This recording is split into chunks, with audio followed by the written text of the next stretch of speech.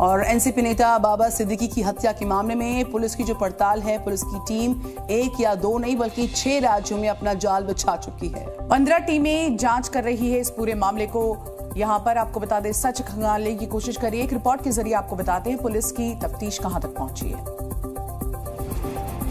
बाबा Siddique murder case Mumbai police के लिए नाक के सवाल से कम का नहीं है। 3 आरोपियों की गिरफ्तारी के बाद मुंबई पुलिस ने चौथे आरोपी की पहचान कर ली है।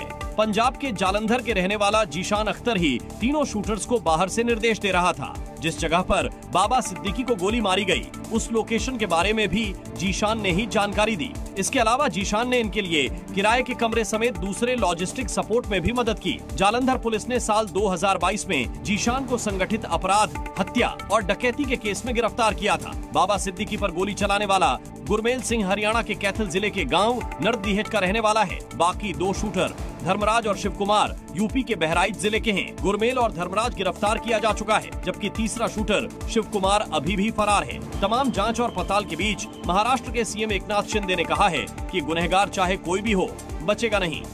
ये सब जो कानून व्यवस्था बिगाड़ने का काम मुंबई में आकर जिन्होंने किया है, उनको बिल्कुल बख्शा नहीं जाएगा। क्या बाबा सिद्दीकी को सलमान खान का करीबी होने की कीमत चुकानी पड़ी है? अगर नहीं तो बिश्नोई गैंग का मर्डर के पीछे मोटिव क्या रहा? क्या लॉरेंस के शूटर की पुलिस हिरासत में हुई संदिग्ध मौत से भी कोई कनेक्शन इसका सामने आया है? लॉरेंस बिश्नोई गैंग बीते कुछ सालों से एक्टर सलमान खान की जान के पीछे हाथ धोकर पड़ा हुआ है और अब अचानक बाबा सिद्दीकी का मर्डर। लॉरेंस गैंग की तरफ से साफ कहा गया कि जो भी सलमान खान और दाऊद गैंग की हेल्प करेगा, अपना हिसाब किताब लगा के रखना। यानी लॉरेंस गैंग ने साफ कर दिया, जो सलमान के दोस्त वो डॉन के दुश्मन। इससे पहले भी सलमान के कई करीबियों पर हमले हुए थे, जिनमें सलमान खान के साथ एल्बम करने पर पंजाबी सिंगर गिप्पी ग्रेवाल के कनाडा वाले घर पर फायरिंग, कनाडा में पंजाबी सिंगर एपी ढिल्लन के घर पर भी कई राउंड फायरिंग करवाई गई थी। सलमान खान के साथ एपी ढिल्लन नजर आया था। यानी लॉरेंस गैंग हर उस शख्स को निशाना बना रहा है जो सलमान के करीब है। यही वजह है कि अब सलमान के घर के बाहर सुरक्षा बेहद कड़ी कर दी गई है। इधर मुंबई में बाबा सिद्दीकी को टारगेट किया गया है और उधर खबर आई कि लॉरेंस बिश्नोई तो मौन व्रत पर है। बस यहीं से मुंबई पुलिस का माथा ठनका और उस क्लू पर अब इन्होंने काम करना शुरू कर दिया है, जो लॉरेंस के मौन व्रत से जुड़ा हुआ क्लू है। मुंबई और दिल्ली पुलिस ने जब इस शूटआउट को लेकर साबरमती जेल से संपर्क किया तो पता चला कि लॉरेंस 9 दिन के मौन व्रत पर है। अब पुलिस के सामने सवाल ये है, क्या लॉरेंस ने साजिश रचने के बाद मौन व्रत साधा? क्या लॉरेंस पूछताछ से बचने के लिए मौन व्रत कर रहा था? क्या लॉरेंस के मौन व्रत के पीछे कोई गहरी साजिश है? ऐसे तमाम सवाल हैं जिनके जवाब अब तक न ही मुंबई पुलिस के पास हैं और न ही दिल्ली पुलिस के पास। हालांकि अब लॉरेंस गैंग खुद इस मर्डर की जिम्मेदारी ले चुका है। ऐसे में सिर्फ एक ही सवाल बचता है, क्या लॉरेंस ने ही बाबा सिद्दीकी के मर्डर का ऑर्डर दिया? क्या ये मुंबई पुलिस की कस्टडी में एक शूटर की संदिग्ध मौत का बदला है? बाबा सिद्दीकी के मर्डर को लेकर नए रोजाना खुलासे हो रहे हैं और अब शूटर्स ने पुलिस से जो राज उगल दिए वो ये इशारा कर रहे हैं कि इतनी बड़ी वारदात को एक दिन में अंजाम नहीं दिया गया, बल्कि महीनों की प्लानिंग के बाद वारदात को अंजाम दिया। मुंबई पुलिस के सूत्रों के अनुसार शूटर्स ने कुर्ला में 25 दिन पहले किराए पर मकान लिया था। ये आरोपी पिछले 25-30 दिनों से उस इलाके की रैकी कर रहे थे। तीनों आरोपी ऑटो रिक्शा से बांद्रा ईस्ट शूटिंग स्पॉट पर आए थे। सूत्रों का दावा है कि बाबा सिद्दीकी पर गोली चलाने से पहले तीनों कुछ समय वहीं उनका इंतजार करते रहे। पुलिस की इस थ्योरी के बाद कुछ नए सवाल खड़े होते हैं। क्या शूटर्स को लोकल सपोर्ट मिला हुआ था? शूटर्स को बाबा सिद्दीकी की जानकारी कौन मुहैया करा रहा था? क्योंकि बाबा सिद्दीकी पर हमला उस वक्त हुआ जब ऑफिस के पास पटाखे फोड़ रहे थे। सवाल ये है कि शूटर्स को कैसे पता चला कि बाबा सिद्दीकी ऑफिस आने वाले हैं?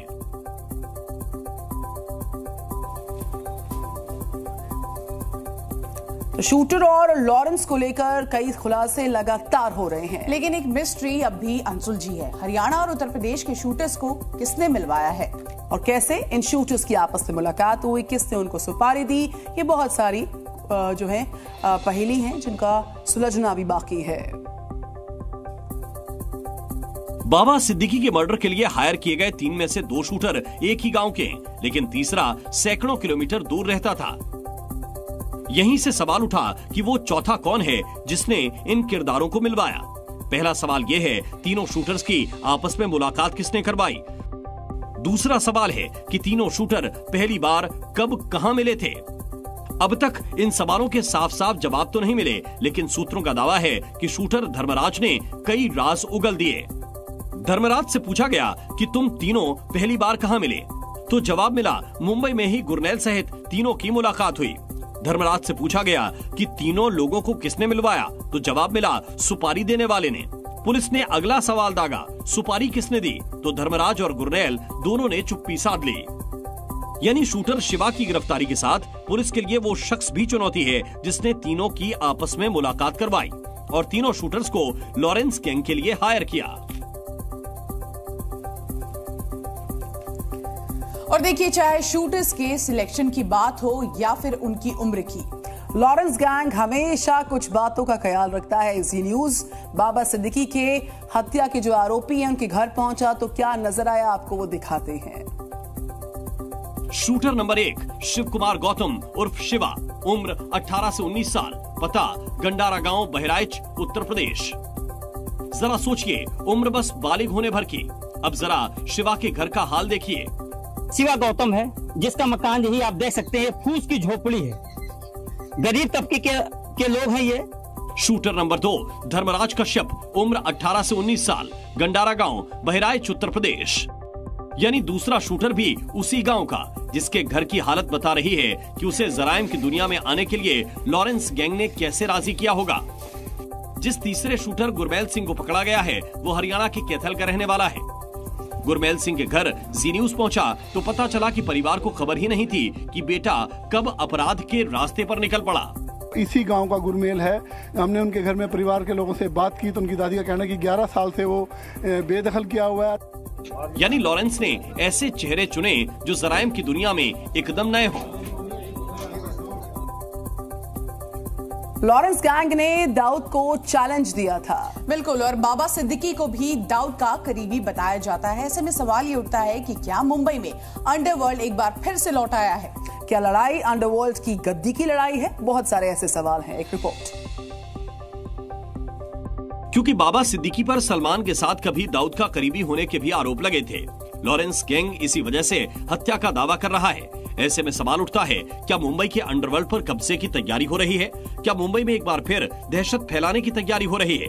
क्या बाबा सिद्दीकी महज 2 डॉन की जंग में मार दिए गए? अगर ये सच है तो मुंबई में आने वाले दिनों में और भी खून खराबा होने वाला है, क्योंकि मुंबई पर डॉन और माफिया दाऊद इब्राहिम की डी कंपनी का दबदबा चलता था। क्या वहां अब पंजाब हरियाणा के गैंगस्टर कब्जा करना चाहते हैं? मुंबई में दाऊद इब्राहिम की डी कंपनी और पंजाब हरियाणा के गैंगस्टर्स आमने सामने हैं। खास बात यह है कि दोनों गुटों पर पाकिस्तानी खुफिया एजेंसी ISI का हाथ है और दोनों गिरोहों के सरगना विदेश में बैठे हुए हैं। लेकिन सवाल यह है कि आखिर सभी के निशाने पर मुंबई ही क्यों है? क्या दाऊद की तरह मुंबई से उगाही की तैयारी में लॉरेंस ने यह गैंग वॉर शुरू की है?